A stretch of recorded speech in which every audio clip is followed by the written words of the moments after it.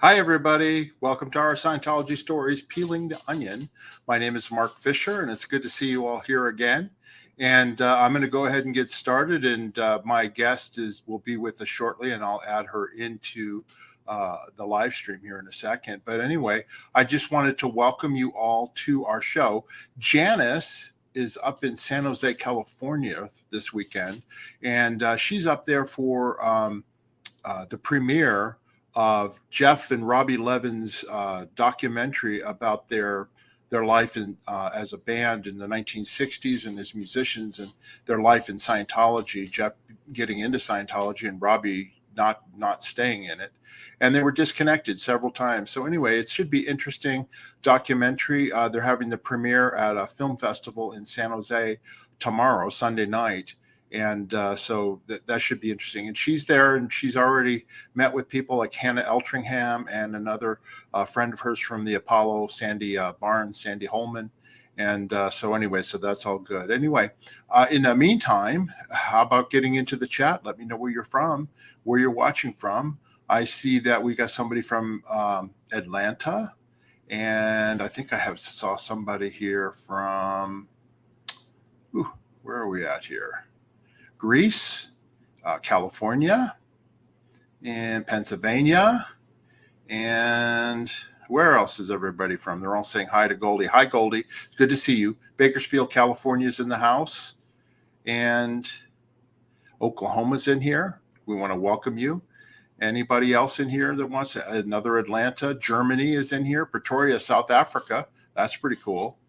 And somebody's watching from Georgia, and Lincoln, California. Anyway, for Hollywood, Florida's in the house. I'm really happy that everybody's in here. Ottawa, New York City, Salt Lake City. Welcome to the channel. In the meantime, while we're waiting for our guest, I just wanted to mention, if you haven't already, please subscribe to our channel. Hit that like button. It definitely helps the algorithm and helps us get stuff out there. We went over 7,200 subscribers yesterday. And we'll just keep building the channel and building the network. So if you're watching and you haven't subscribed, it's real easy. Just click that subscribe button, or you can go to our channel at Mark Fisher and Janice Gillum Grady on YouTube, and that's where you go to join or subscribe or whatever. The other thing I wanted to mention too is, if you would like, you can become a member of our channel by clicking on join on our channel homepage, and that will allow you to get in there. And we've got several perks, different levels. We've added quite a few members, and we really appreciate the support that you're giving. And we're going to be doing our first one-on-one with our peeling masters starting tomorrow. And throughout this next week, everybody who's now a peeling master, Janice and I are going to be doing one-on-one live streams with them, just to get to know you a little bit better and to get to know us a little bit better too. So we're excited about that. So if you're interested, go ahead and hit that join button and follow the instructions there, and we'll go from there. Anyway, and hope Goldie had her birthday, I think, a few days ago, and everybody wants to wish her a happy birthday. I see Maharaba in Espanol is in the house. Thank you so much. Thanks for checking here. And let's see, I just saw a comment here. I like that particular shirt, Hawaiian shirt, Mark. It looks very nice on me. Oh, thank you very much, Mary. I appreciate that. She's a member of our channel too. Anyway, if you guys, when Karen's going to be on here shortly, and when she does, then we've got a story we're going to talk about and all that. But if you have questions, go ahead and get in the chat. We're going to answer questions as well. So we'll do a live stream question and answer. So if you would, please, if you want to put questions in there, just write the word question in before, so we can start. It's just me supervising this right now, and I'll star them, and we'll get to the questions and answers after that. And so we're looking forward to that, and we're doing the live stream here. And I see that Karen is just about ready to join us here, and I will add her into the stream as soon as she's set up here. And we want to welcome everybody, like I said before. And I think Karen is ready now, so I'm going to go ahead and add her. I'm going to introduce my guest, my special guest. She's a longtime friend of mine. I've known her since the late 1970s, and she's very, familiar to a lot of viewers on here. And her name is Karen de la Carriere. And please welcome Karen. Hi, Karen. Can you hear me okay? Okay, great. Yeah, no, I just went ahead and got started while you were getting set up, and I went ahead and went through the business of our channel, getting people to subscribe. Great. That sort of thing. How are you doing today, Karen? Good. Hello, everybody. Mark Fisher and I have an extraordinary connection. He was exiting the cult prison program called RPF, and I was entering the RPF. And he and his dear twin Stacy, in fact, I replaced Stacy as the MAA, Master of the Ethics Officer. And what was your post that you were exiting, Mark? Well, I was the bosun. I was in charge of the. Yeah, you were in charge of the whole shebang. How extraordinary! Who would think that two people love you, Goldie? Love you. Who would think that two people who were in this, God, of course, the RPF was a little milder then than it is. Then it became worse and worse and worse, right? Yes. Hey, Mary Clan, hi. So, my God, we met by being exchanged prisoners. Yeah. So that's how far back Mark and I go. My goodness. Yeah. That's right. And of course, I worked with Miscavige for after the RPF, and then you obviously you worked with your husband Heber at the time, and I remember, I think towards the end when I was getting ready to leave, weren't you sent to the decks at the same time up at the Gold Base? I think you remember telling me the story about your fingernails were. They were working you. You were losing your fingernails or something. Can you tell that Gary story? Gary Moorhead. He got David Miscavige came to him and said, "You work Karen Chench's manicured fingernails to the bone." No, the Uplands Decks was some years and years later. That was years later. That was absolutely. That was, yeah. Anyway, we are long-term ex-members, and yeah, here's a picture of us from this is probably about 10, 15 years ago when I was out in LA visiting you. You sent me this picture, and that's the two of us. I was several pounds heavier there, but no, it's a good photograph of you and me. Actually, that was taken. Do you remember there was an indie reunion in Texas? Oh, that's right. So that was 2010. That was 2010 then. That was 13 years ago. 13 years ago. Yeah. Anyway, so we've been good friends for a long time. Karen, is there a way you can move a little closer to the camera? Sure. So people can see you a little bit better. There you go. That's better. Is that better? There you go. Yeah. That is better. Okay, so we're going to go ahead, Karen, and get started. Are you ready? Yeah. Let's go. Okay, great. Yeah, basically, what we're here to talk about, it's a very emotional subject for the two of us, and also for other families and stuff who have been involved with Scientology or have family members that were in Scientology and they were never in. And it has to do with the way Scientology handles and treats families. And I wanted to show, Karen, you sent me a couple things here from the Scientology website about how they handle family and children, and I wanted to show some of that. Is that okay? Of course. All right. So we've got the Scientology. This is from the Scientology website, scientology.org, okay?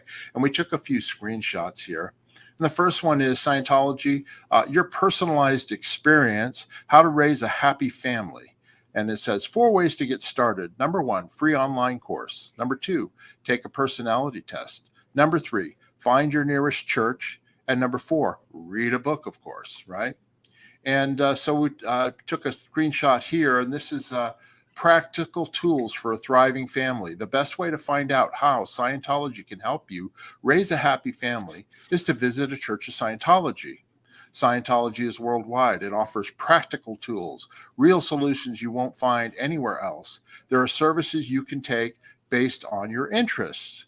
One service is having a happy baby course. Then another one is successfully raising children course. And the third one here is successfully parenting tweens and teens course. Okay. And then let me show you, this is one of the course descriptions. It says, on this course, you will learn what children need most from their parents. 2, why children get angry and how to swiftly handle the upsets. And 3, exact tools you can use in raising your children to be happy, healthy, intelligent, and self-confident in life. And Karen, go ahead. I know you want to make some comments on this, because this is what Scientology is basically showing, that they're the experts on family and children, but that's not quite right. Isn't that right? Absolute propaganda, absolute nonsense, codswallop. In Scientology, Scientology is a love only me, or love me first. All parents and all children are indoctrinated to snitch on each other and report anything and everything to the mother church. Everyone tattletales and writes reports. It's beyond belief. There is no such thing as love of your friend. You love only the cult, and you prioritize your life. People know the story of my son, Alexander, who was dead at 27 years old, born and raised in the cult. One of my worst things was bringing a child into the world in a cult, and I find it hard to forgive myself for that. Alexander was dead at 27 due to the no mercy vengefulness of the cult, who cut him off from me. And when he was really ill with walking pneumonia, he didn't have money for medical, and he took opioids to handle chest pain. When Jeffrey and I went to the coroner, some of you have heard this story, the coroner said, you know, Karen, a $20 antibiotic could have saved his life. It was just a bacteria. But the cult in vengeance, pay her back, badmouth her, say she was a terrible mother, blah, blah, blah. They kept Alexander indoctrinated and gaslighted so that he could not talk to me. He was unable to pick up the phone and talk to me. I would have gotten him the best medical of all. So I've continued to say the cult has blood on its hands, but my story is only one of 100,000 stories. There is no mercy in the cult. There is no love in the cult. This is a punishment cult. Management by punishment and humiliation. This isn't a cult to increase and enhance love. This is a cult of domination to whip you downward. Mark? Exactly right. As a matter of fact, that the word love doesn't even really exist in Hubbard's writings. I mean, it's affinity, right? Or ARC or whatever, that sort of thing, right? And that was one of the things that I didn't realize until after I left Scientology and I reconnected with my father several years later. And he told me, you know what was missing in Scientology? I said, what? He said the love, the concept of love. It's not there. It's not love yourself, love others, you know what I mean? And that type of thing. And it's completely missing. And I totally agree with you. Scientology family members are considered, you're just there to raise them up. If you have a child, they're going to be future Scientology Sea Org members or Scientology staff. And, you shouldn't have any connection with your family other than just you're helping to raise them, which is complete malarkey, the fact of the matter is that's the closest bond that you have is with your children and with your mother, your father, your sister, and your brother. But that's not the way it is in Scientology. Okay. And it's very vengeful and very, very vindictive and also very heartless too. Go ahead, Karen. Yeah, on the Apollo, where we lived with Hubbard and his 4 children, Diana, Suzette, Arthur, and Quentin, he never took one day off a family day. He never spent a day off with his children, ever. See, he was setting an example. People tried to emulate. Hey, Michael. People tried to emulate Hubbard. Hubbard never took a day off with his children.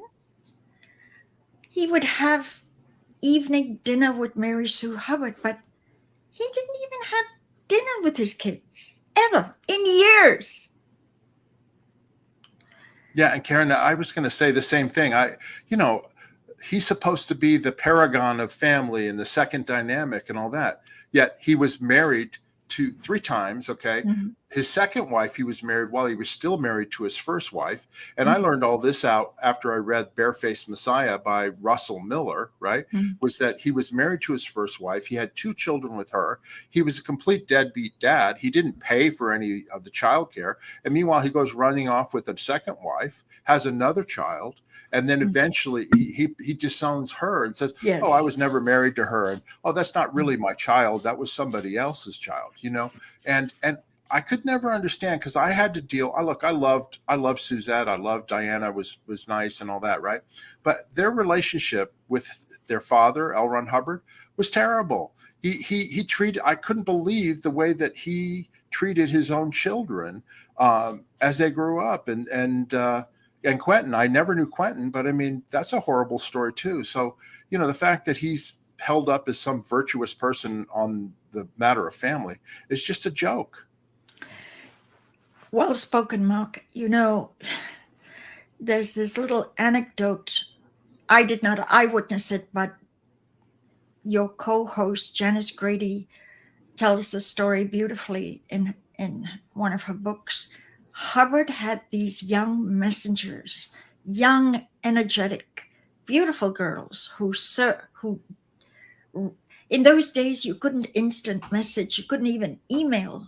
And when you're on a ship which has layers of decks, you got to run up and down to find someone. You got to have a lot of energy to run up and down those flights of stairs to a lower deck.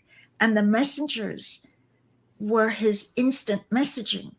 The messengers were his email, and they would arrive straight from him to give you the message.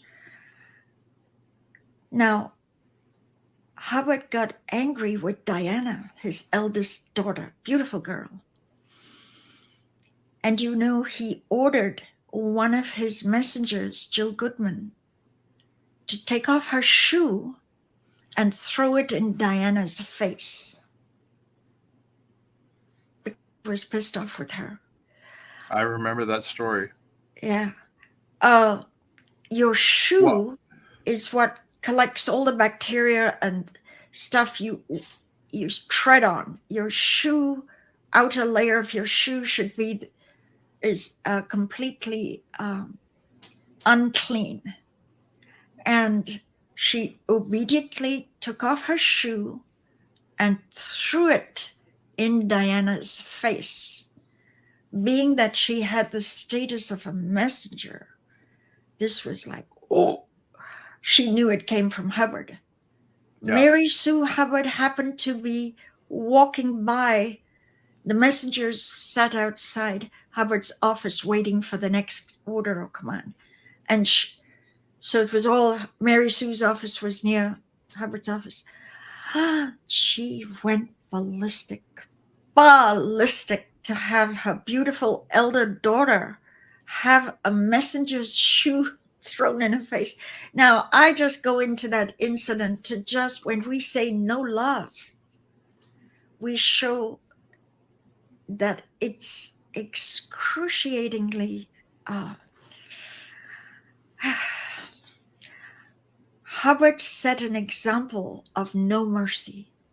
And this has been documented over and over again. No mercy. You show toughness. You show punishment. You crack a whip and you obey. That was Hubbard's attitude. Anyway, and then the other thing too is Scientology is all about communication. Okay, basically, communication is the universal solvent. L. Ron Hubbard says, right? Any problems that exist between somebody can be sorted out through communication, and yet they don't apply it to family members or to people. They just disconnect from them. Okay, and they're supposed to be super beings, right, or OTs or whatever you want to call them, and yet they can't confront or talk to a family member who is not in Scientology or who's no longer in Scientology. As a matter of fact, we have a really blatant example for you as well as for me, Karen, where when Alexander passed away, they didn't even communicate to you directly to let you know that your son had died. Is that right? You know, I've told the story before, but I found out that my beautiful child, my one and only child, died, and his body was lying in the morgue down the road in Los Angeles by an instant message from Aaron Smith Levin, whom I didn't even know. Now we're good friends, but I didn't even know him at the time. I So have the this messages. was, Do you want me to put them up? yeah, this was a Facebook message from a stranger. Go ahead and read it. Yeah, on the left is the first messages from Aaron Smith Levin, and like Karen said, she didn't even know Aaron at the time, and he wasn't out. I think he was under the radar because he says that later on. He wasn't the Aaron Smith Levin that we all know now, right? But he said, Karen, I was just informed by Andrea Gentz that she found out on Tuesday that her husband died. Wasn't Andrea married to Alexander? Is it possible she was remarried and was not referring to Alex? Andrea lives outside Dallas. Was Alex living in LA or could he have been in Dallas? Aaron, that was the message you got, Karen. And then your response is in the blue, which says, Aaron, thank you. Need confirmation. Please help me. Facebook message Andrea or call her. Get more data. Heber Jentz is 78 years old. Is it possible that's who died?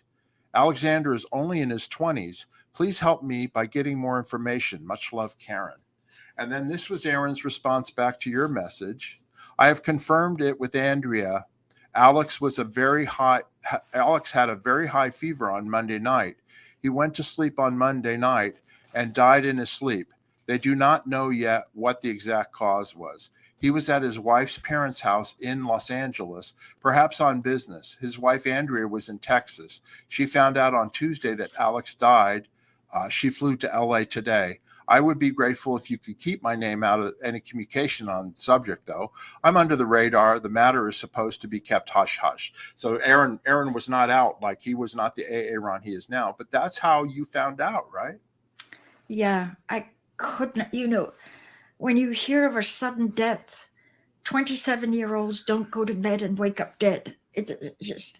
I immediately thought there's a mix-up in name. It must be Heber, who's 78. It couldn't be Alexander. And it was, we called the coroner and we found out that his dead body was lying there. And of course, I was completely siphoned off. No matter what I tried before they cremated the body, we went down, we found out the body had moved to the mortuary for cremation. I was not allowed to have a last look. I remember almost crying outside the wall. I knew he was, when we were at the cremation mortuary, there was just a wall and his body was just the other side of the wall, but Scientology made quite sure, out of vengefulness. Look, I was in the cult 40 years, Mark. 40 years of my life. Yeah. 20 years as a slave, counseling and giving them. I would win a War Auditor of the Year. I would win L. Ron Hubbard autographed e-meters. I was a golden girl, flown all over the world. I want to tell you a little anecdote. Thank you, Michael. I would tell you a little anecdote. One day somebody asked me, what is the hardest thing that you had to do in Scientology? What was one of the most difficult? And I thought about it. And I thought about it. And I recalled that I was in St. Louis, Missouri, doing a tour to promote the Scientology L rundowns so that people would go to Flag and give them good money to have this counseling. And St. Louis, Missouri is cold in November. And there was like 10 minutes for me to go on stage to give the speech. And I got a rush message, Karen, the AG wants to see you. The AG is the assistant guardian. Nowadays, we call them the DSA. They're the OSA arm in any particular org. In those days, it was the Guardian Office extended arm. So I went and saw the DSA, and the DSA said, I know you've only got 10 minutes to go on. I want to tell you that your son is dead. And the reason I'm telling you is you might get questions from the audience because it's going over the wires right now. The Daily Mail is covering it. And the hardest thing in the world for me was to have perfect composure 10 minutes before I had to go on to brief the world of the goodness of Scientology, having been told 10 minutes earlier that he was dead. That was the hardest, because you have to suppress and compress personal feelings. One of my cats. I have 3 cats. Anyway. Yeah, no case on post, no HE&R, human emotion and reaction. That's how you were trained in Scientology as an auditor as well as an executive, right, Karen? Right, Mark. I couldn't, you would think I would have burst into tears. You would think I would have sobbed. I could not, I was frozen. People react differently, but I was completely numb. He was my only child. Heber and I petitioned. We have to petition in the church to have another child. You are so controlled that you have to beg. Is it okay if I get pregnant? You have to send that to senior management. And we attached all our production statistics, proof of how much, and it came back denied. So I was never allowed to have a second child. Alexander was my one and only child. And he was dead and gone. Yeah. John Travolta was friends with Heber. I snapped these pictures when John was visiting Heber in his office. And I've got several of them. Yeah, anyway, John's sweet. John's a really sweet person. Oh, he's darling. Anybody knows. He was my favorite celebrity I ever met. He's just an awesome person. He's caught up in Scientology, unfortunately, but he just as a person, he has a really good heart. John Travolta is a darling, absolute sweetheart. I don't think you'd find, even Mike Rinder and other ones who really know him have said so. Yeah. You would find it hard to be critical of John. He's just duped. He's just completely gaslighted, and he believes. Yeah. Of course, he's different than Tom Cruise. Tom Cruise is complete buddy of David Miscavige and knows everything that's going on. Miscavige talks to him all the time. Travolta's not that connected. He never was really. He just was being a celebrity, doing his thing, and he basically, to be honest, has his head in the stand because he doesn't want to know. I mean, that's what he says. But Tom Cruise knows what's going on, and yet he forges ahead. And there's a difference between the two of them. Well, these guys are simply pampered beyond belief. Oh, I forgot to put this light on.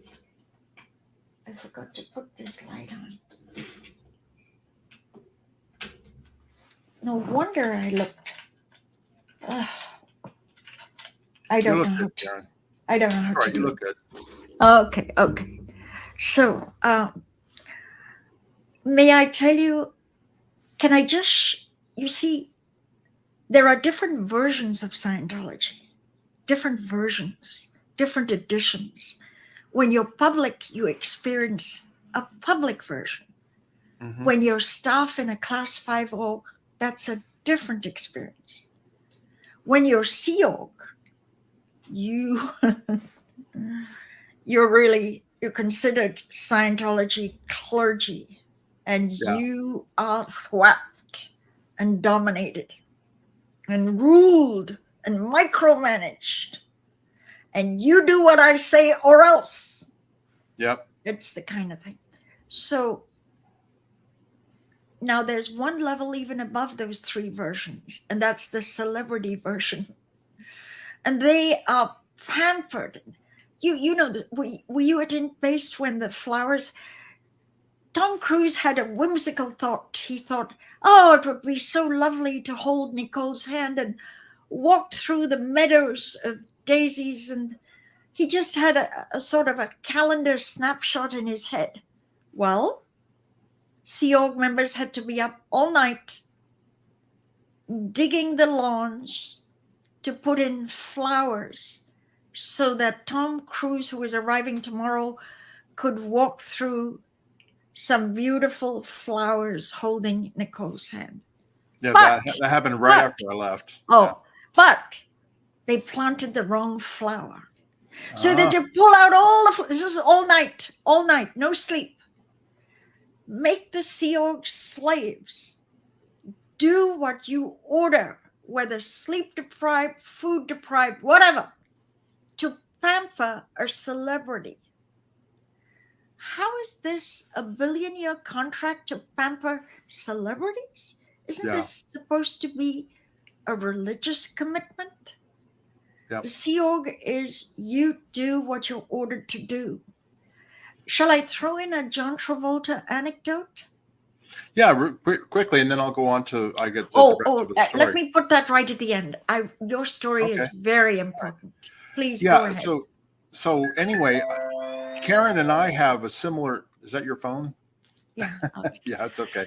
Karen and I unfortunately have a related stories. Okay, regarding death of family members. Okay, this is my sister, my older sister. Her name was Betsy Fisher. Okay, and she was a public Scientologist. And this is a picture here. This is my mother on the left, Lois, my brother, my younger brother, and then that's me in the middle in the black shirt, and then my sister Betsy. She was my older sister by 2 years on the right. Okay, and this is us when we were, family in the early '60s, right? And then this is a picture of me and on the left there, obviously, and my sister on the right. This is when I was in the Sea Organization. I actually was on a vacation, and you can see my clear bracelet on my right arm, and that's my sister with her dog, right? And her and her husband got involved in Scientology through my dad, of course, same time as I did, and they became public Scientologists, and they were public Scientologists for quite some time, meaning they never joined staff. She was not able to join staff, for whatever reason, but she was a piano teacher. She studied concert piano at Syracuse University, and she taught piano to many, many kids over the years, right? And she became a Scientologist, a public Scientologist. Anyway, she got married, and this is her and her husband, Betsy, and her husband's name is Mark Perkins. Okay, and he was also a Scientology public, and then their adopted son Nicholas with them. And this is my sister on the left, obviously, in that. Anyway, they were both patrons of the International Association of Scientologists, and were, well-to-do and did well in Scientology and outside, right? At any rate, long story short, my sister, when I left the Sea Organization in 1990, I ended up at her house the second time I escaped because I didn't know where to go, and they lived in the Hollywood Hills, so I went there, and I went to sleep, and by the time I woke up, Mike Sutter from Religious Technology Center had been sent, and with security to take me back to the gold base. And so when I woke up, he was there, and my sister had basically, they had either contacted her or she contacted them to come and get me, right? So obviously when I left, my sister disconnected from me, okay, and would no longer talk to me. She also had been disconnected from my father, who left Scientology 10 years earlier, and my younger brother, who had just done, basic communication course in Scientology. So she disconnected from my brother, my father, and from me, okay? And then that was it. So my mother had never been involved in Scientology whatsoever. So she had a relationship with my mother, and I basically did not want to ruin my mother's relationship with her daughter, Betsy.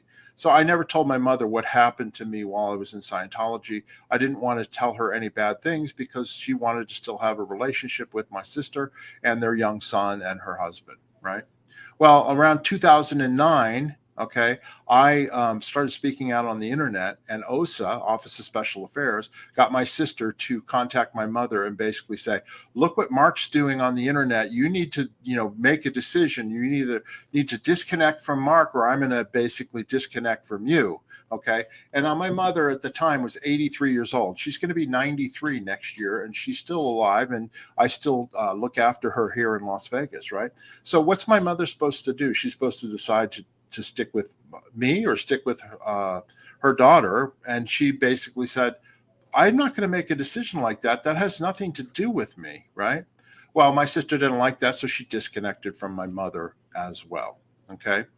So what happened after that is she was disconnected from my mother. And then in 2011, okay, she got sick with colon cancer, and she died in November of 2011. All right. And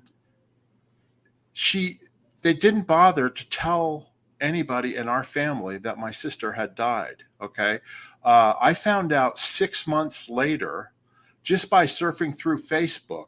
I saw that she was a friend of somebody who had left Scientology. So I looked at my sister's Facebook page, and everybody was talking about her in the past tense, like she was no longer there.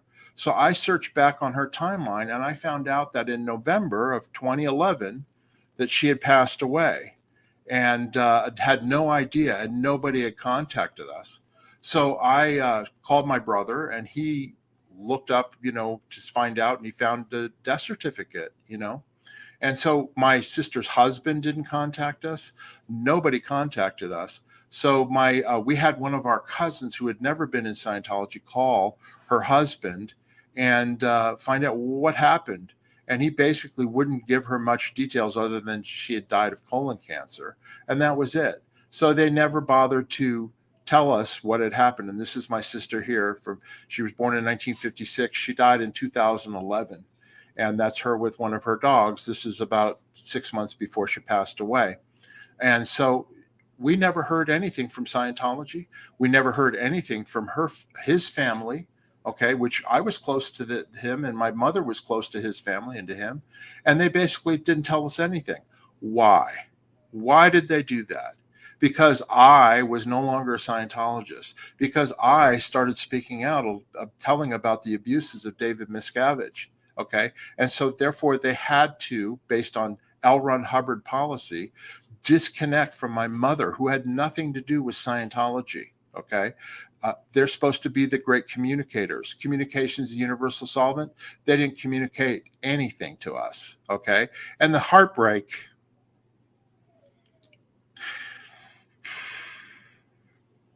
is I had to tell my mother that she had died 6 months before. And I broke her heart.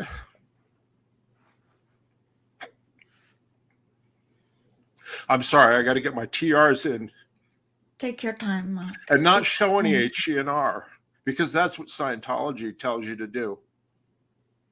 And it's still, this happened, 12 years ago, and it still hurts just to even think about it.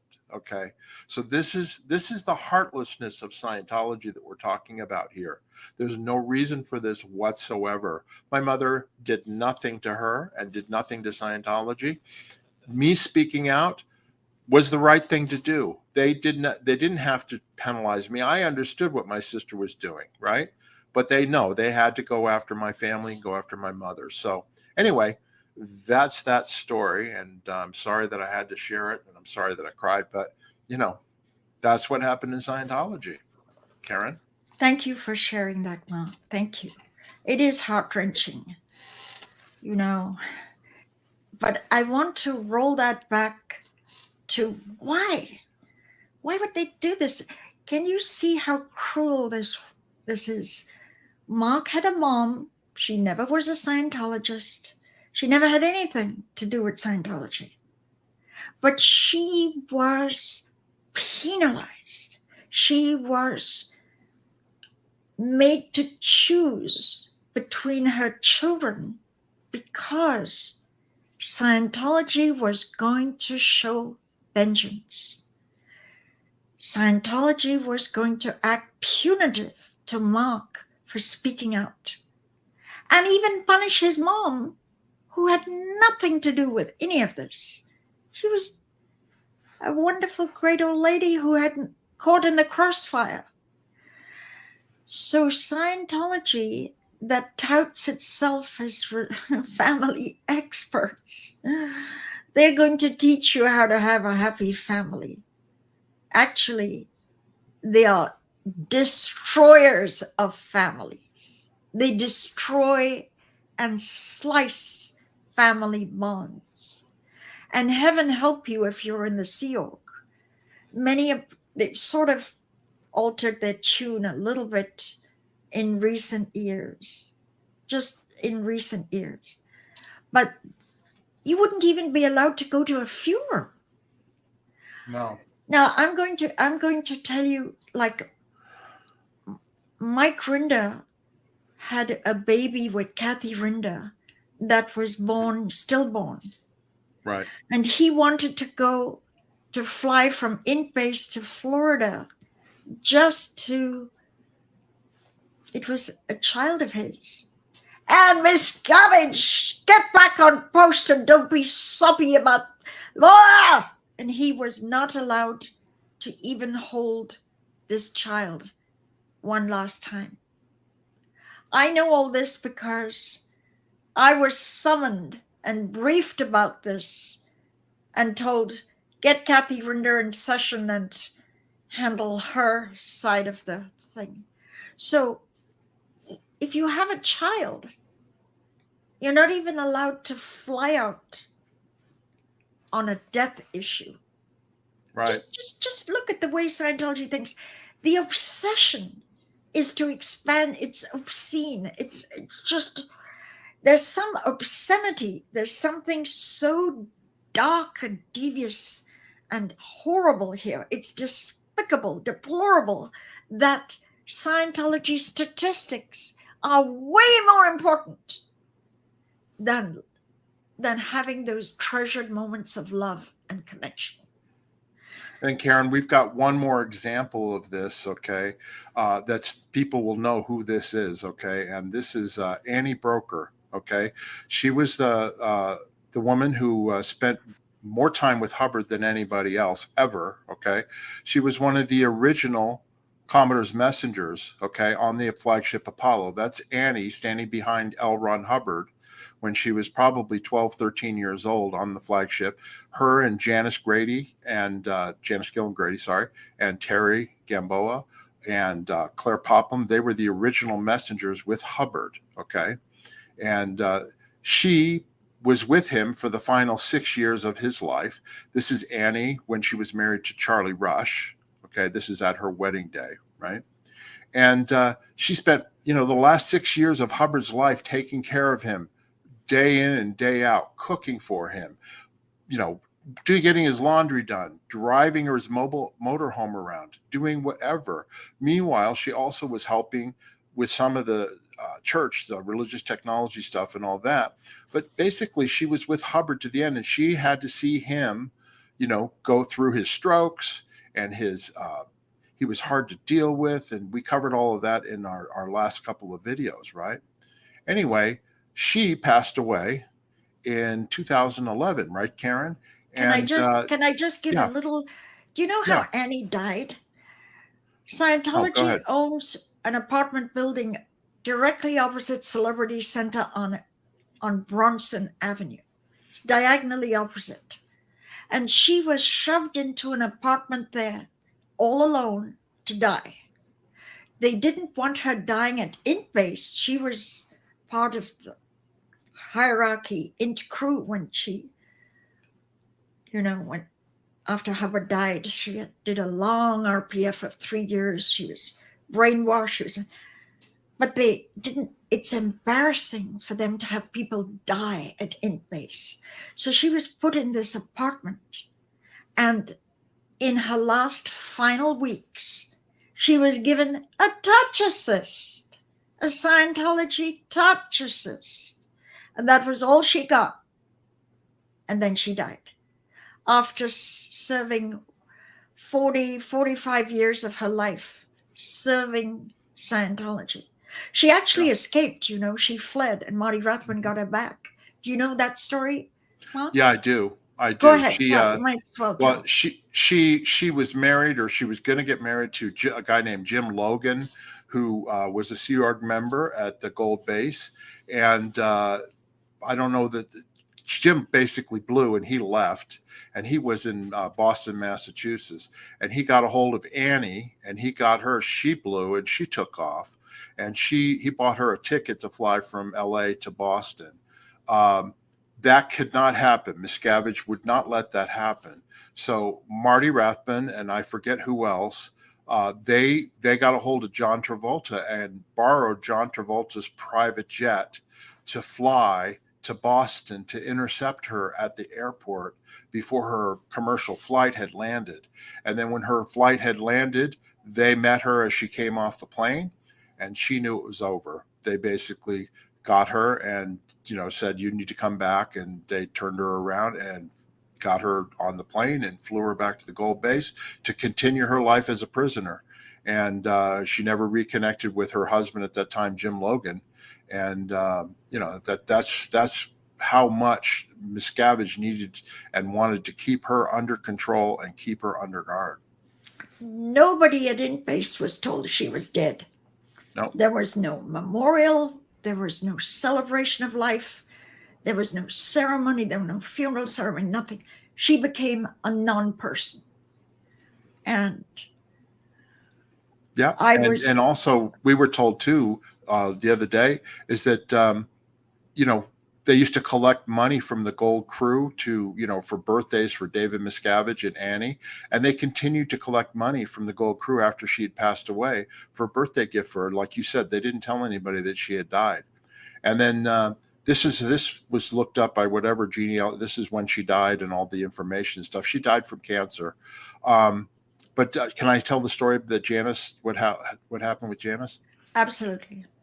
Yeah. So basically, Janice was the one, I guess, who found out that she had passed away. And I think, did Jeffrey help her find the information? Jeffrey had to find the death certificate. That was the actual death certificate is different than the one you showed. Jeffrey found it. But Jeffrey found the death certificate. Are you going to go into her 90-year-old mother who would would have quit? Go ahead. So basically, Janice found out about this, and Janice was in touch with Annie's family, her family. She had sisters and her mother. Her mother was like in her 90s or whatever. She was no longer a Scientologist. She had an older sister, Nancy, who had been in the Sea Org member and Scientologist. And then another one, sister Donna, who's actually a member of our channel and that type of thing. Anyway, they didn't know that Annie had died. And this was like months after she had died. And Janice had to contact them and let them know that their sister Annie had passed away. And again, nobody bothered to tell the family or the staff or anybody. It was just swept under the rug. And it's completely cruel. I mean, there is no reason for that whatsoever. And it just shows you under Miscavige and Hubbard's direction that how vicious they are towards families. There's no reason for that. They want a disconnection even after death. Yeah. Yeah. It's pretty despicable while they try to pump and sell online how to have a happy marriage, how to have a happy family, how to Yeah. raise a So happy family. how to raise a happy family. So it's a bunch of What BS. hogwash. Yeah. Hogwash. Again, I will repeat, Scientology destroys families. Scientology makes every effort to destroy the family bond. And because they try to sell you this Superman, Superwoman status, give us your money, give us your cash. We will make you an extraordinary, transformed human being. I think they're just embarrassed when people like Annie die in their 50s. They were in Scientology their whole life. The amount of OT8s that have died of cancer is just a huge. I wish I'd sent you the list. They did everything Scientology requested. All the L's up to OT8, dead as a doornail. Well, and it's the same thing with my sister. She died of colon cancer, we found out. And that's one of the most treatable cancers that there is. Okay. And, she wouldn't go through the treatments or whatever. It wasn't found out about because Scientologists don't go to the doctor. They think that if they get processing or auditing, it's going to cure it. And there's many, many Scientologists that have believed that, and they're no longer with us. There is science involved with doctors, and they know how to treat some of the stuff. And, the Scientologists don't listen to it. It's just a bunch of bunk, It's just really sad. They have one of Florida's top 5 hospitals, top 10 hospitals, called Morton Plant, walking distance from the Fort Harrison. You could walk, it's 5 blocks, but if you can run, I used to visit, and that's off limits, banned. It could have saved Lisa McPherson's life, but they are so spiteful and vengeful that they have banned the state-of-the-art hospital, Morton Plant, walking distance, spitting distance from the Scientology hub campus. And they would rather someone die than go to a hospital of which they have bad blood. Yeah. Go figure. And let me say I'm just going to repeat the message that Janice has been repeating to family members or anybody who's watching our channel, or Scientologists that are watching under the radar, or OSA members or anything like that. Communicate, okay? Follow what you're supposed to do. Communicate. Janice and Terry were able to get their father out of Scientology. Why? Because they were able to communicate with him and basically show him what all of his money he'd been donating, what David Miscavige, OSA, and Scientology were doing. And he was funding all the private investigators that were trying to destroy them. And they got him out, okay? And he reconnected. And, like Janice says, even if you write them a letter or send them a check that they had, if they cast the check, that at least they got it, right? Because Scientology can't do that, right? Just keep reaching out. Janice told the story about Annie, where she would send her a birthday card every year after she left the Sea Org, after Janice left the Sea Org, every year, just to keep that communication line in. Whether Annie got them or not, who knows? But, it helps. It's a way of reaching out, and you never know when it's going to happen, but it does happen. Karen, do you have anything else you want to say on that? Yes, that's good advice. Very good advice. Of course, because Scientology is so monitored, they have someone in a certain division of Scientology open all the mail. And the mail is scrutinized to see that, a birthday card would be an innocent thing enough. But they want to be absolutely sure that mail in and mail. You can't just tell a family member that you're going through a rough time. There's somebody listening in on any phone call. First of all, you have to get permission to call your mom, permission to call your dad. And then when you get permission, you have someone from this division called HCO, Hubbard Communication Office, and they're listening in to ensure that you don't say anything negative Oh, you'll be in trouble. Oh, you would be in trouble if you Yeah. gave anything negative. So the control, uh, control is such a word to be used. It's hilarious that they have a program calling me the controlled opposition. Scientology is the poster child of control. You can't have a baby. You can't have an annual leave. You can't write a letter which isn't screwed. You are controlled down to the last breath you take. Yeah. And You know, if you don't toe the line, punishments escalate. yeah. Scientology is the ultimate control.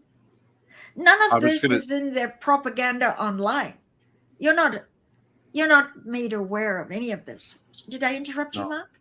No, Karen, I was just going to say Goldie has a great comment here, which is that OSA, look around. Where are the elderly Sea Org or ex-Sea Org? Where are they? I guess you've been told they're being well looked after. They're not. They're living in squalor, and that will be you too. Meaning you stick around long enough, and that's what's going to happen to you. So, OSA, Scientology staff, anybody who's watching these videos, think again, okay? There's help out here. The Aftermath Foundation exists to help you if you want to leave and you have nowhere of going or anything to do. And there's other people that will help you. Janice and I have helped people, and Karen's helped people. So, if you're thinking about it, now's the time to do it. Just, pick up the phone and get out. Do whatever you have to do. Call the Aftermath Foundation and they'll help you. They'll go pick you up at the airport or the bus stop and pick you up and help you out. Anyway, shall we move on, Karen? Yes, absolutely. Okay. Anyway, everybody, so that's the end of that subject. I know it's a heavy subject and it can be very hard to hear, but we think it's important to let people know, what happened and what's going on, right? But we're going to go to question and answers. We're going to start answering your questions in the chat. If you have a question, please write question and I can spot it and I can star it so I can ask it. If you want to super chat us or super sticker us, we really appreciate the support. It's very well appreciated. Let's just put it that way. Anyway, so I'm going to go ahead and we have a few questions here and I'll try and catch up. Hold on a sec here. Goldie, I just want to say, Goldie, that was a very good post. The elderly, it's very, very good that you put that there, Goldie. Well done. Yes, absolutely. Okay, so this is totally on a different subject. Goldie asked, Stacy was a Scientology twin, not a biological twin, right? Yeah, that's correct. That's correct, Goldie. Stacy Brooks was my twin in the RPF, and basically, in order to get through the RPF program, you're twinned up with somebody that's at a similar case level as you, and you basically have to get each other through the program so that you can graduate. And Stacy and I bonded during that, and I was close to her all the way up until she had to end up settling with Scientology with Bob Minton, and I haven't heard from her since, which is unfortunate because I still consider her a friend. And if you're out there watching this, Stacy, you can reach out anytime because even if you want to stay under the radar, I'd love to speak with you. I can send you her Stacey, Facebook. Right? Yes, of course. I can send you her Facebook address. Oh, fabulous. Yeah. Mm-hmm. I could reach out to her. Okay, great. We got a super sticker from Sheila. Thank you so much, Sheila. We really appreciate the support on that. And then this is a super chat from Betsy Crutcher. Thank you so much, Betsy. All my love, Mark. Well, all my love to all you and all the people that are watching here. We really appreciate it. And then another super chat. Parallel Jen, love and hugs, Mark. Well, thank you so much. I really appreciate it. And same to Karen, love and hugs to Karen too. And we really appreciate all that she does and everything else. Anyway, if you've got any other questions, go ahead and get in there. We don't have too much more left here. But if you've got a question, go ahead and ask. We've got quite a few people in here. I'll tell you what I will do. All right, right now. We'll do a giveaway of one of Janice's books, okay? And we'll do that real quickly here. And if you want to win one of Janice's books, go ahead and get into the chat, okay? And this is her book here, Commoner's Messenger, Book 1, Child Adrift in Scientology Sea Organization, Okay. And go ahead and get in there and just say book me or me or whatever. And I'll just randomly pick somebody and we will send you one of Janice's books and autographed. It'll be autographed to you. Okay. So I'm just going to wait here a second here. Everybody get in the chat. I don't see anybody there yet. I know there's a time delay. Here we go. Now we're getting some people in here. Okay. And if you'd like, Karen, would you please count down from 5 and I will pick somebody at the end after you go 1. Okay. Can I just blurt out something before Yeah, I sure. do this countdown? I look at this picture, I get almost goosebumps because you see that brown door at the back of Jenny and Hubbard. Do you see that brown door? Yeah. I used to walk through that door 1,000 times and would turn immediately left. And I spent a year and a half of my life in the cabin immediately behind that door. It's so funny to look at something where you're looking at a picture of in bygone days, you were there and you lived. Yeah. So I look at that door and I think how many times I turned left. Yeah. Anyway, sorry to interrupt. Yeah. No, that's So okay. countdown. It's allowed more people to get in the chat here. Okay. Excellent. So that's good. Excellent. So anyway, if you want to go ahead and count down from 5 and then I'll randomly pick somebody. Okay. Okay. 5, 4, 3, 2, 1. Okay, Betsy Crutcher. Betsy Crutcher, book me, please. Congratulations, Betsy. And here's what you need to do in order to get your book, all right? If you would send an email to janicegillamgrady@gmail.com, send her your name, your address, and your email address, and also what you would like autographed into the book, okay? And we will ship it off to you, and we'll get you that book for you. So congratulations, janicegillamgrady@gmail.com. Congratulations there, Betsy. You won the book. Okay. We've got a few more questions here now, so I can get going on that. All right. All righty here. I did that. Okay. Let's see what we got here. Michael Feldman, question for Karen. Here, let me take down Janice's book. Here we go. Okay. Question for Karen. Did you feel the e-meter was an accurate and valuable tool when you were auditing? Do you still feel that way?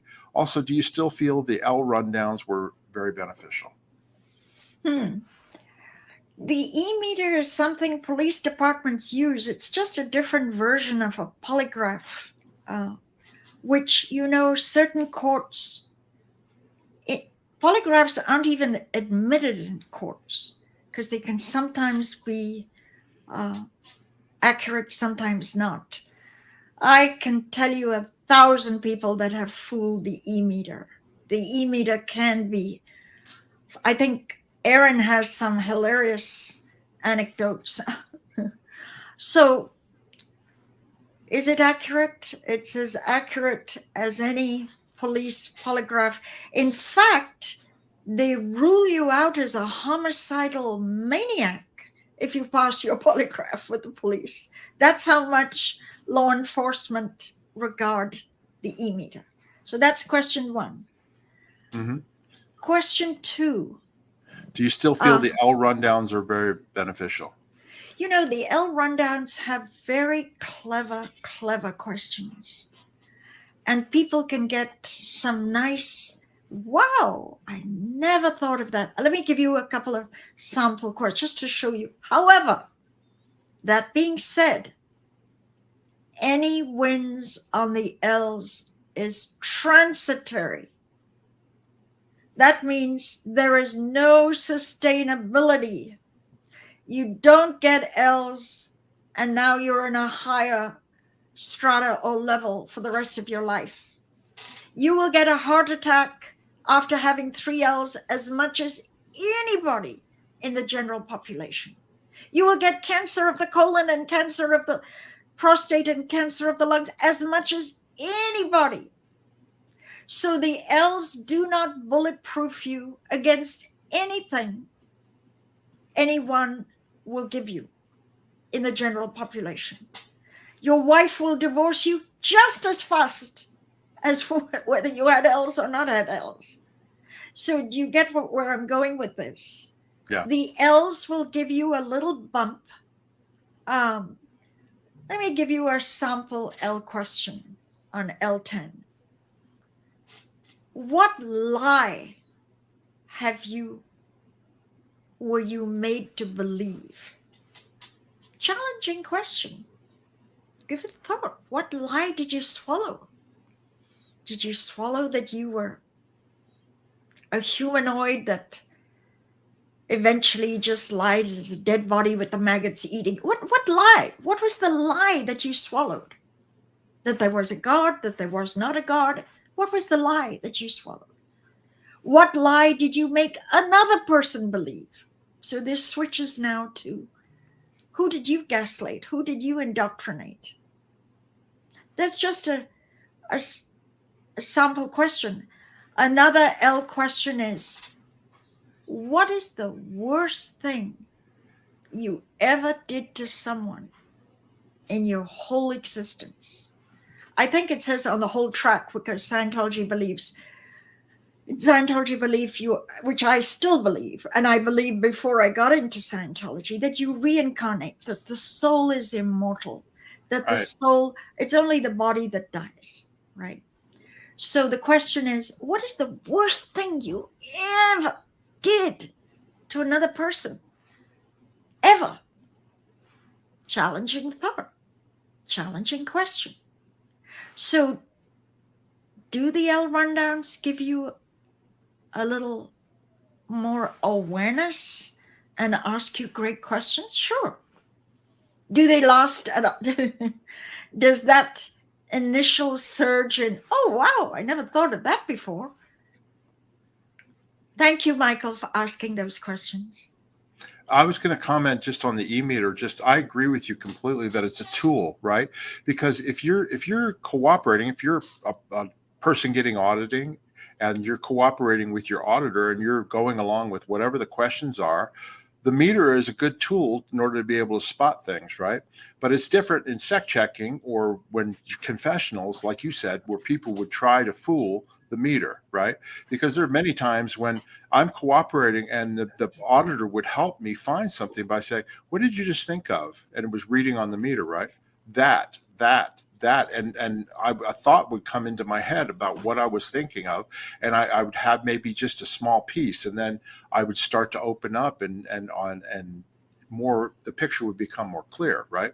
So it was a tool, but it also was something that could be abused and also something that could be fooled, like you said. In my last few months in Scientology, I knew they were adversarial. I knew that this holding the cans, this wasn't for my benefit. It was purely intelligence. Right. And the way they worded those questions was to trap me. So I completely fooled the e-meter, and I became very leery and cautious of what I told them. Let me give you an example. I had a boyfriend and we were engaged. This was a serious relationship. It lasted 2-3 years. And the questions was, well, did he help you out paying a credit card? And I said, yes. And they said, and you were sleeping with him, right?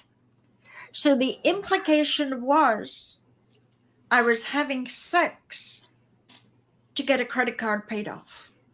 And Right. Sure enough, years later, they put up her site. She was a prostitute mistress. Yeah. Do you see? No, They will spin, elaborate, magnify, alter anything to smash your reputation. absolutely. Because you're speaking out. This is the That's vengeance of Scientology. God help you. I want to tell you, if you walk into the door of a Scientology church, you're going to be screwed. Sooner or later, right there. you're walking into danger. This is a ruthless, ruthless entity that will punish you, badmouth you, put out horrific statements when you leave and speak out. Mark? Okay. I just wanted to say we'll go on to the next thing here. This is from our book winner, Betsy Crutcher. Yay! Okay. And she also says, yes, thank you, Goldie. I was kissing my dog and jumping up and down. Well, Betsy, we're so happy that you won the book. I just wanted to share that reaction. And now also Betsy sent a super sticker to you, Karen. Love and hugs to Karen too. So thank you. Congratulations, Love to Betsy. you, Betsy. Thank We you. appreciate that. Another thing I wanted to mention is we have a new member to our channel. Juanita Pyle joined as a YouTube member to our channel. And you too can also join. All you have to do is hit that join button on our YouTube homepage on a laptop, computer, or an Android phone. Just hit that join button and then follow the instructions. And there's lots of different levels and different perks that you can win. And it really helps support our channel. And if you have an iPhone, what you have to do is you have to go through Google Chrome. You have to get to YouTube through Google Chrome, and then the join button will show up when you go to YouTube on your iPhone. So anyway, Juanita, welcome to the membership. We really appreciate that support. Okay. And I just did that one. Okay, I want to tell you, because I'm educated on, I want to tell you that many more people could have joined. YouTube only choose a random person to inform you. So it's not like only one person joined in the last hour. You could have had a dozen people join, but YouTube doesn't inform you. It's not the every single subscribers. person. It's not the subscribers. This is our membership where they actually membership. sign up and member. Okay. Yeah, that clarifies it. Yeah, he's a member. Okay. We have 3 different levels. We have a peeling supporter, we have a peeling professional, and a peeling master. And peeling masters get a copy of Janice's book autographed. We do one-on-one live streams with them. Peeling professionals get one of the canvas bags that we have, and a peeling supporter, they get some little perks as well. And it's just all another way for people to support our channel. And we've got something else here. We've got another super chat from Anon A. Thanks for sharing your story, Karen. I hope you can find Heber and he speaks out about things. Thank you, Anon A. Heber is in when people are progressing towards terminal, like we mentioned with Annie Broca, they are removed from IntBase. IntBase doesn't want the bad PR of someone dying. So Heber is off base in a nursing home, or I don't think it's a hospice, but it's a home for older people who can't take care of themselves. Mm-hmm. Yeah, and I've heard Norman Starkey's there too.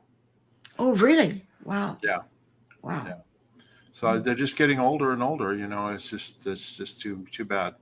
Okay, let me go on here. I've got several questions here now that I'm just catching up while you were answering that. Okay, here we go. Thank you for that, Anane. We appreciate that super chat. And here's a question here. A question for Karen from David Fenwick. Karen, if you would, can you please share your thoughts about Pierre Etier, and can you tell any vivid memories you may have of him? Thank you. Pierre was a colorful character. I knew him well from the Flag Land Base. But can I say one thing real quick? I knew him when he worked in the Hourglass, which was the restaurant at the Fort Harrison Hotel. He was a waiter in there. Yeah, a waiter, steward, and Abdel Rabaj was the maitre d', right? But when Ned for OTs came out, he was gathered because he spoke multiple language, and he got trained to be a New Aerodynamics for OTs auditor, and then his tech training went off from there. So that's how I know him. But go ahead, Karen. I'm sorry. Yeah, so he could audit the L's in like 7 languages. It's unheard of for someone to even be able to audit in two I used to audit L's in French and English because I'm bilingual, but Pierre did 7 languages, and he eventually would just audit.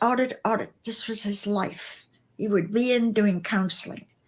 And the little story I have for you, as you request, is he wanted a woman a girl in his life, a natural thing. You want a partner. And he did something daring, unheard of in the Sea Org. He found a woman on the internet from, was it Romania or Bulgaria, whatever, and he shipped her in and he married her. Ah, It was a sort of love interest he found on the internet, and he married her. Now, the Sea Org have very strict rules of non-Sea Org cannot live on base. So he was under a committee of evidence, and he was being, see, they needed him because who else could audit L's in Portuguese? Only Pierre Etier. They couldn't beat him up and RPF him because the PCs were here from Portugal, and only Pierre was able to deliver what no, Italian, French, Spanish, Norwegian, Swedish. So he was under enormous pressure, and in all the turmoil of the pressure, he got on his motorbike and drove off, but very mentally distraught. So what happened? He had a major accident. He slid off his motorbike and he badly injured his ankle. Throughout and then eventually he just got out. He and the wife left, but that ankle never healed. They would give him antibiotics. They would try to fix the bone. And throughout the last 10 years of Pierre's life, he would have a flaring emergency where the ankle, the same ankle they had done surgery on, had another issue and another. So it started off with him feeling completely oppressed and suppressed in marrying the girl who came from Europe. He had a major motorcycle accident and he never recovered. And then eventually, but Canada has free health, and he had the advantage of a free health system that handled all his things. And then he passed, I think, a couple of years ago. yeah. Okay, David, thank you for that question. We've got this is a super sticker from Juanita Pyle, our new member. Thank you so much. We appreciate that. And I've got a couple of comments here for you, Karen. Here you go. This is from Linda P. Golan, also a member of our channel. Comment, Karen and Jeff are the SP power couple. I love it. Thank you, Linda. Thank you. And then another comment from Danielle Chamberlain, and she says, Nev says an expensive bump when you were talking about the L's being a bump.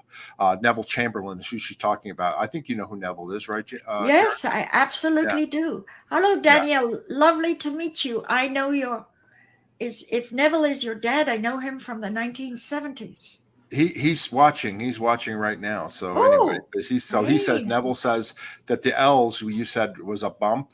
He says it was an expensive bump. I remember back in the day it was $10,000 per L. It's got to be much more expensive than that. Oh, right? Let me tell you, on the flagship Apollo, you could have all three L's for $7,500, $2,500 for each L. Of course, that was 1970s money, which maybe $2,500 then was more. But now you must pay them $100,000. Now, we know the price of living has gone up, but $7,500 to $100,000, and $100,000 may cover only one L10. So it's a cash cow. It's an absolute cash cow for Scientology.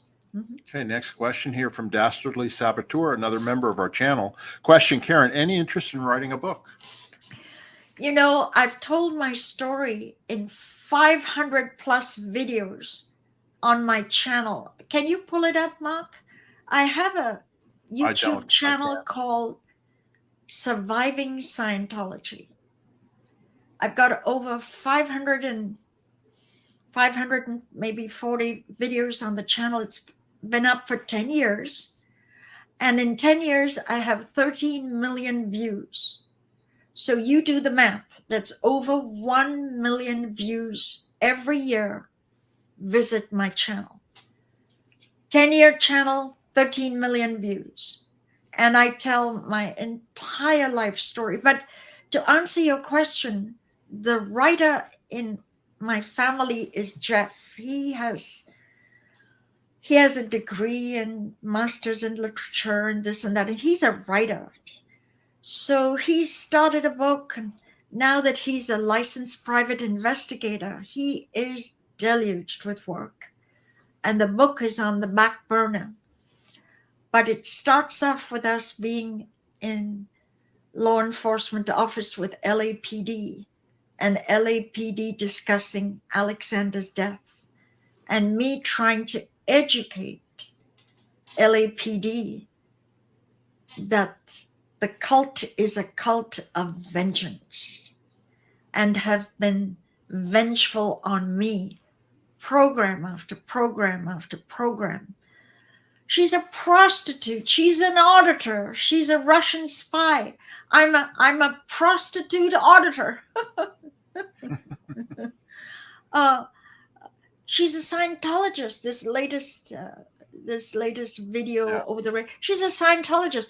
After 500 views and 13 million people being educated on the darker side of Scientology, this new thing is she's a hidden Scientologist.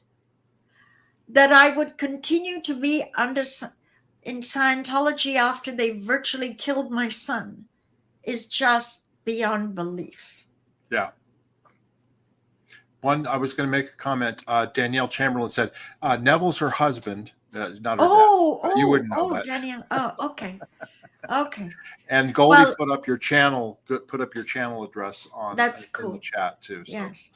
Daniel, Neville, I give you a warm hug. We go back a long ways together.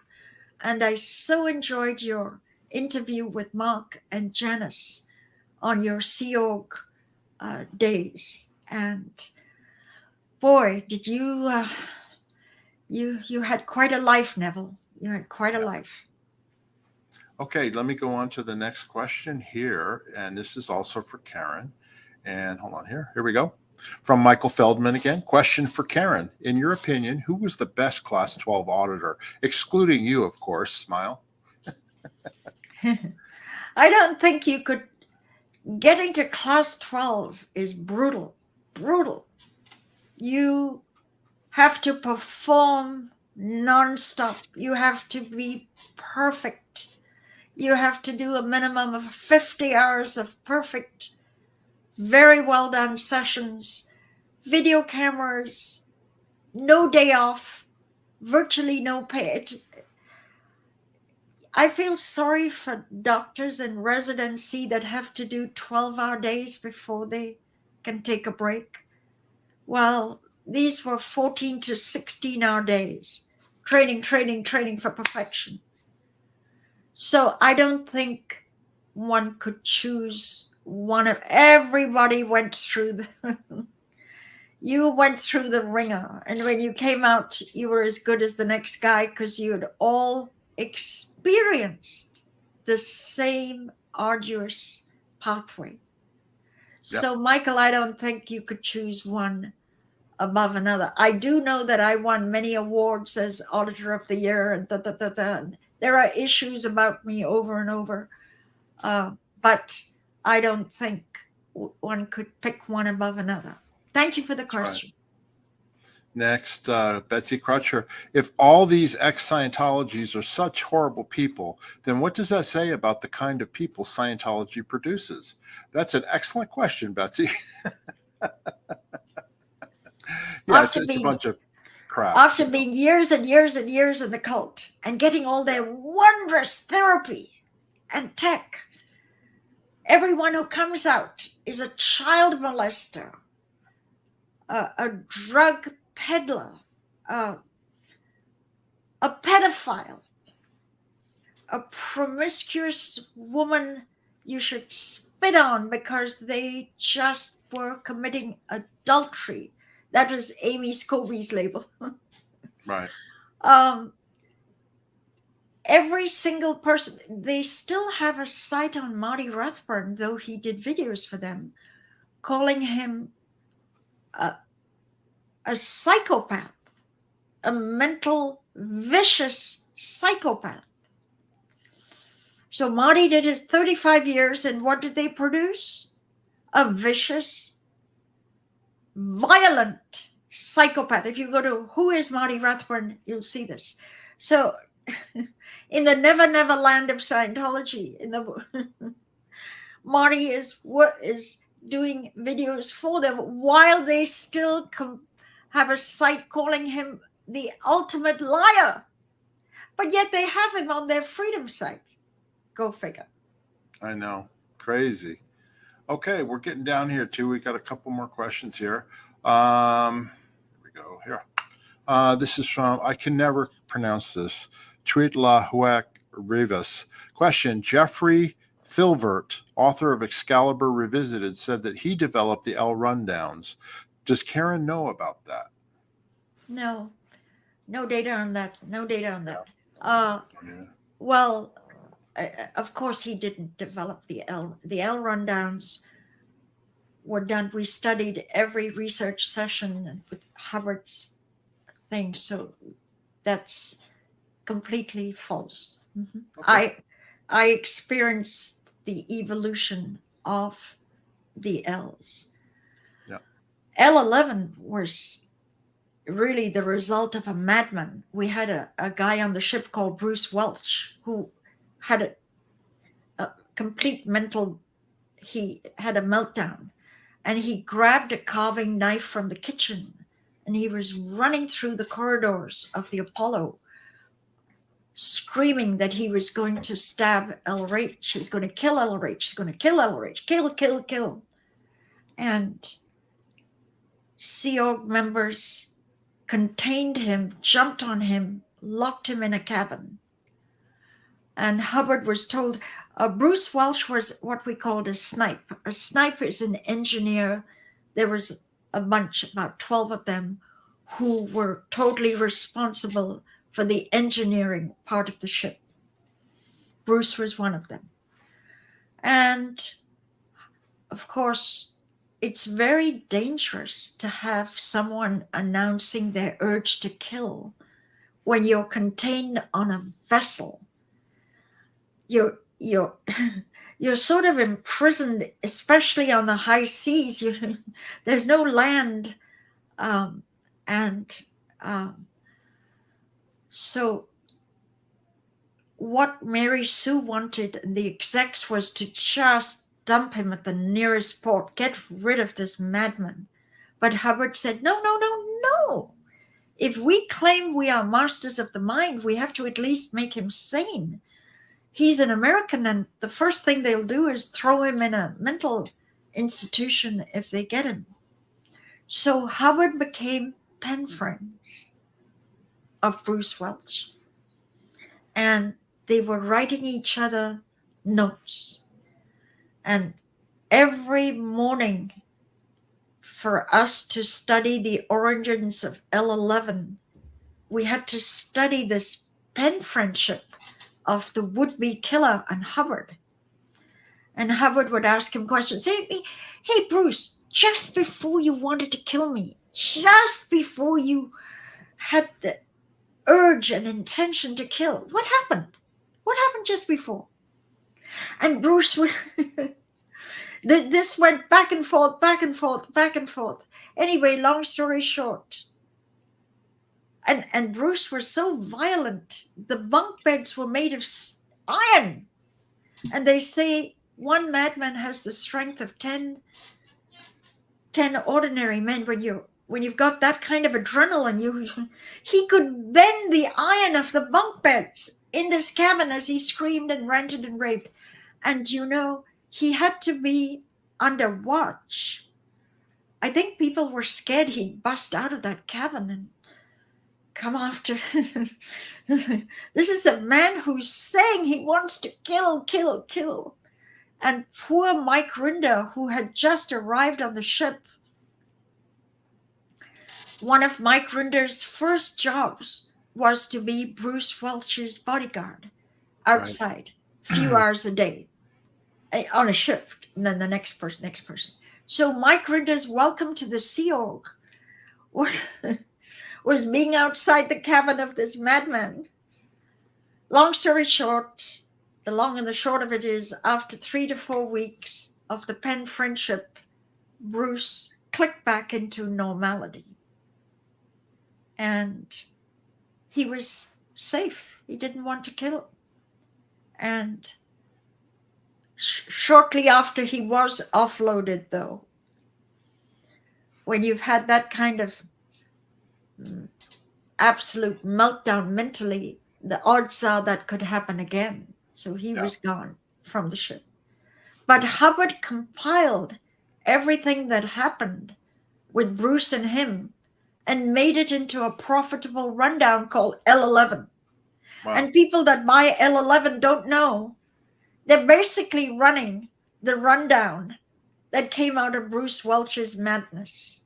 One of the key questions of L11 is, what evil purpose do you have?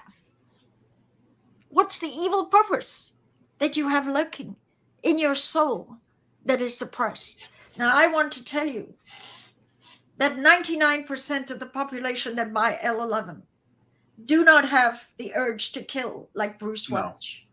They're running something that was simply a synopsis of Bruce Welch's experience on the Apollo. There you go. Okay. I can save you $25,000. You got L11 in a nutshell. Save your $25,000. Okay, we've got another question here from Betsy Crutcher. It's another super chat. Thank you, Betsy. Question from Tassie. Isn't dying just dropping the body? Why the secrecy? You're right. It is. I mean, Scientology's point of view, you're just dropping your body. I don't know why they keep it secret, other than public relations, like not telling staff that Annie Broker had died. You know, when Mary Sue Hubbard died, they didn't make any announcement about that, even though she had been supporting Hubbard almost all of her life. So it's more for public relations, I think. What do you think, Karen? I don't like this Scientology phrase, dropping the body. You basically, you become bigger than your body. When you come out of your body, you are bigger than the confines of the dimensions of your body. Yeah. And you leave, better wording would be, you simply leave the body. You don't drop it down like a sack of potatoes. You're not dropping it. You very often lying down in a hospital bed or in a bed at home, you're not dropping anything. Right. You just move out of the parameters of the body, and you are external. If you believe this, and we're not preaching here, you don't have to believe. There could be atheists watching this. You can believe what you want to believe. But death is simply, what I believe, is simply you becoming bigger than the body and leaving the body and going outside the body. Yep. Goldie has a good observation. Yes. Believe whatever. Oh, sorry. No, not that. That's not what it was. Where is it? Here it is. I was clicking on it. It moved. I think the illness is the part they really want to hide. The fact that somebody got ill with cancer. Absolutely. I totally agree with that. That's one of the reasons why they don't say somebody died, because they don't want to say why they died. and part of Scientology's urge to cover all this up is they've taken megabucks from you to make you a superhuman. The EPN phenomena of Dianetics, which is way low down that great chart before Scientology, is you are a happy, healthy human being, free from all pain, somatics, body problems. That's just, you're supposed to achieve that in Dianetics. Absolutely. You're not supposed to get headaches every 3 weeks after doing Dianetics, but they took gobs of money to handle your Dianetic case, which is your body case. Yeah. We got two more questions here, and then we'll end off here. Gamer Jackie question: how can they have the audacity to charge freeloader debt and call anyone from a Sea Org a freeloader when you work nonstop and barely get paid for what work? It's crazy. You just answered your own question. It is crazy. You work all that time and all that, and you get paid nothing. And when you leave, by the way, we're going to charge you for all the services that you took. Scientology is a money extortion racket. And the blackmail they use on you is you will not be in good standing if you don't pay the freeloader bill. You will not be able to have friends. You will not be able to be employed by a Scientology company, and so on and so forth. Now, I got to tell you, due to internet exposure all over the place, I got to tell you, they've toned down this. In fact, they don't even like to send it to you on writing because people put up their freeloader bills and mock it on the internet. So they're a little bit hiding. They want the money, but they don't want to send you an itemized bill in fear that you'll post it on the internet. Yep. Good question, Gamer. Yeah, our final question, Tassie Devil. Question: do Sea Org members get to do L rundowns, or are they just for public Scientologists? Oh, no. This is a cash cow. If you don't have money, although sometimes Sea Org members get an inheritance, and they grab that inheritance and make the person do the L's and get the cash. This is only if you have cash. Cash! Money! You pay! Staff members don't have money to pay for L's. I don't think of any staff member that got L's. It doesn't exist. No. Okay. Well, we want to ask everybody, please subscribe to our channel. If you haven't already, hit that subscribe button. About a third of the people who watch our videos are not subscribers, but please do so. You'll like our videos, and go back and watch our old videos too, because we tell the history of what happened in Scientology before, and also about the abuses that are going on. And this is our channel. That's the address for our channel on YouTube. Okay. Also, if you want to become a member, like the earlier person who joined, you can become a member of our channel. Just click on the join button on our channel homepage and just follow the instructions, and we'll go with that. And then also, if you have any other questions that we didn't get a chance to answer, ask in the comment section on the video. Janice and I check them all the time, and we will answer your questions there. Karen, we want to thank you for being our special guest today. I know Janice would second that motion. She's up in San Jose having a good old time, but she'll be back on Monday. Karen, do you have anything else you'd like to say before? I would like to thank Goldie for the moderation and her great questions. Thanks, Goldie. Absolutely. I'll be in touch. Absolutely. Anyway, we want to thank you all for you're welcome, Karen. And also thank you to all of our viewers and the people who are watching here. We hope you enjoyed the broadcast, and we will see you on the next one. Bye-bye. Bye-bye, everybody.